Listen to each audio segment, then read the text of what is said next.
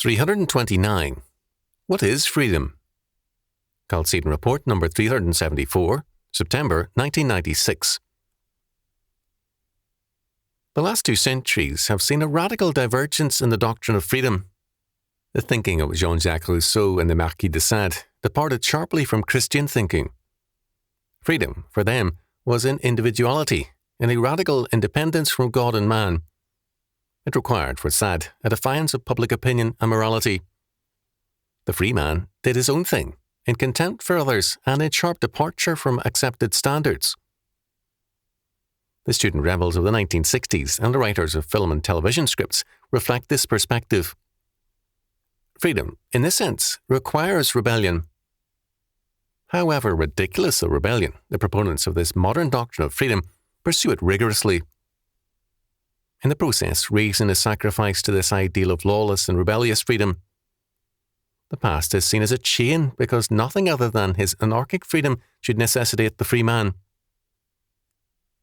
As against this, the Christian doctrine of freedom begins with the fact that sin is slavery, and Christ gives us freedom by his regenerating power. The fall, Genesis chapter 3 verse 5, made man a sinner and a slave because of his evil delusion that he can be his own God and know or determine for himself what is good and evil, right or wrong, law and morality. Our Lord tells us that it is by knowing him as Lord and as the truth of being that we are free. John chapter 8 verses 32 to 36, chapter 14 verse 6. Essential to this Christian doctrine of freedom is the premise that freedom is God's way, not ours, and God's law word is the way to freedom when we are regenerated. His saving act sets us free from sin, and his law then provides a path of freedom. The anti-Christian concept of freedom began with man's assertion of freedom from God, not freedom under God. To be free from God means then freedom from his law. Sin is antinomian to its core. It requires a religious dedication to a moralism, which it sees as freedom when it is in fact the way of death. The premises of Rousseau and Sade are now the premises of our courts of law, and the drift into legal positivism has been a steady departure from any religious and moral foundation for law. The technicalities of law have replaced justice as the basis of more and more court decisions, and manufactured rights and entitlements have supplanted justice. The foundations of our civilization are thus being destroyed, and the churches, by their modernism and antinomianism, are too often on the side of Christ's enemies.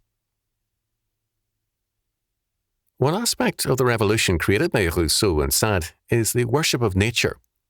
But this is another way of exalting the fall of man, because nature is also fallen. Before Christian man began his redemptive work, building dikes and reclaiming the sea in the Netherlands, and turning desert places into productive farmlands in France and elsewhere, Europe was a very different place. America too was becoming a buffalo-created wasteland as the many great herds of over 100,000 bisons destroyed trees and churned the ground into blowing dust. It was Christian settlers who reclaimed the land and nursed it back to health. It took capital to settle the West, or earlier the East, because it took time to make the soil productive. Free men are workers, productive and future-oriented.